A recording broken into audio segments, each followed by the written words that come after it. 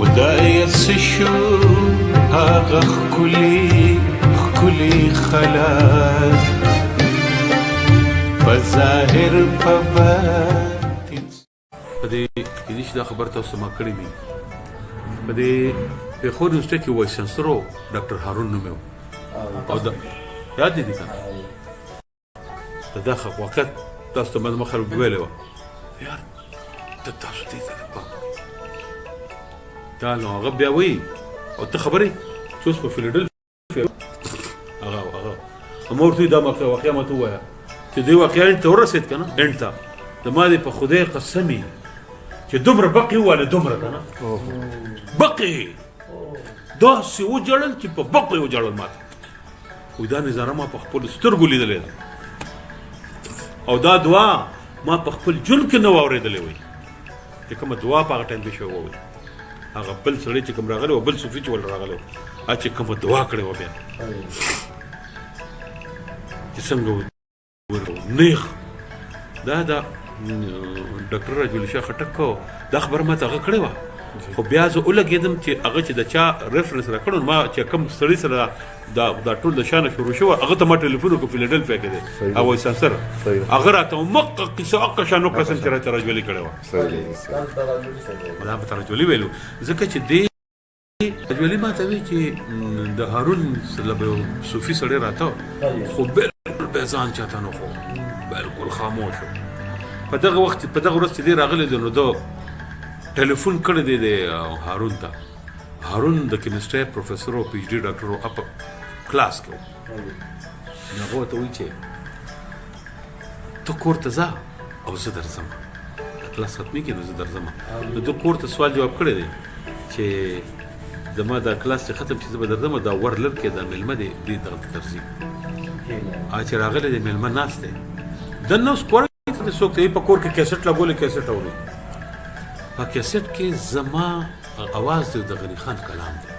دی ورته اوس ناست دی دی اوري زه نو یې کور ته راغلم ما ټیپ بند کړو چې راووتم دې راته وایي چې دا ټیپ ته ولې بند ریال شو نو ما ته وایي چې دا څوک چې وایي دا هلک څوک دی نو ما ورته وایي چې دا خو ډېر روښانه هلک دی او انجینر دی او دا زموږ ملګری دی او موږ یې پېژنو ډېر ښه انسان دی خو نو چې زه در سره ملاوېږم نو هغه ورته وایي چې خو نشته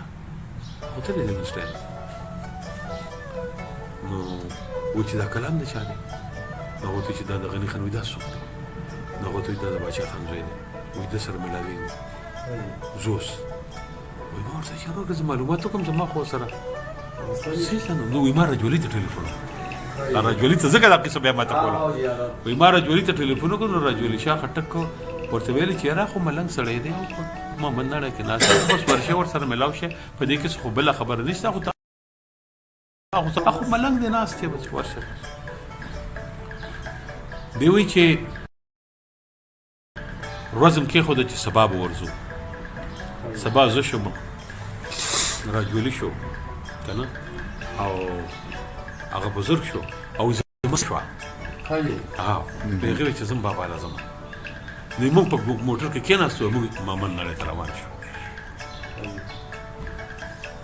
هغه وایي چې اوس موږ ورننوتو څنګه غني خان دا بزرګ صوفي سړی دی دې غور شي د ولې خو د غني خان پښتو دي هغه ورته وایي ما ته دعا وکړه هغه ته وایي هغه ونیو چې زه خو ډېر ګناهګار یم دی ورته څه وایي نه خبرې بل چا ته کوه بل چا ته کوه ما ته پته چې ته څه شې ما سره به باس نه کې باس به نه کوو زه چې درته څه ووایم د دې جواب به ما نه راکوې زه ته ما ته دعا وکړه نو دغه ټایم کې ته دا لاس پل نه دی باویشت تسبیح نو دله تسبیح ورکړې ورته وایي وایي تا ته پته ده دا زما د ژوند د ټولو نه لوی اساسه ده ځکه چې د دې تسبیح د سر دا ګل نه دی دا زما مور جوړ کړی زما مور جوړ کړی ده وله ورکړی تسبیح هغې سړي له ورکړه تسبیح سړي له ورکړه بیا ورته دې څه وایي وایي اوس ته ما ته دعا وکړه نو هغه ورته وایي چې څه دعا درته وکړم وایي لږ وخت شوی دی وایي د بره نه دا سلسله لږه ولاړه ده و چې دا روانه شي بیا اوس خو دې کلاو شو که نه اول خو ځان پټ کړی وسې ما پوه شو چې دی خو ما پوه شو وایي دا سلسله لګوله او نه ده ولاړه تاسو هم پته وه وایي نه ده ولاړه شروع به شي خو زه یو دعا به وکړو چې تا ویلي د دعا به وکړو یاره چې د دعا خبره شوه دغه سړي به چوغې ما ته وایي ډاکټر صاحب ما داسې دعا نه ده لیدلې دا یو ما لیدلی یو رجولي لیدلو دا مې تا رجولي مې ویلي وایي عجیبه دعا وه یار دم لاس بره کړي دي غني خان هغه سړي لاس بره کړي مونږ دم بره کړي هغه سړی لګیا دی وایي نو څه وایي لګیا دی وایي دا یو بل باندې تېر شو دی په یو بل تېر شو خټک صاحب ولاړ زیاتګل خټک صاحب راته خبره کوله وایي چې زه لاړم داسې څه کسان چا په سوال کو ده به جواب ورکاو دی منځ کې خټک دی وایي ما یو سوال وکړو وایي څه ماته سترګې داسې غوړ ماتې وې ورته وایي چې دا د دې سوال نه دی ځان لري خوند به درته ولګي وایي دا د دې سوال ګڼه خلک راته وکړو نه تاسو وکتل وایي راته وایي چې دا د دې سوال نه دی ځان لا شي سوال هر خوا چې درومم زه رحمان د زړه په سیله هر خوا چې درومم زه رحمان د زړه په سیله بل مطلب مې نشته طلبګار یم ستا دماغ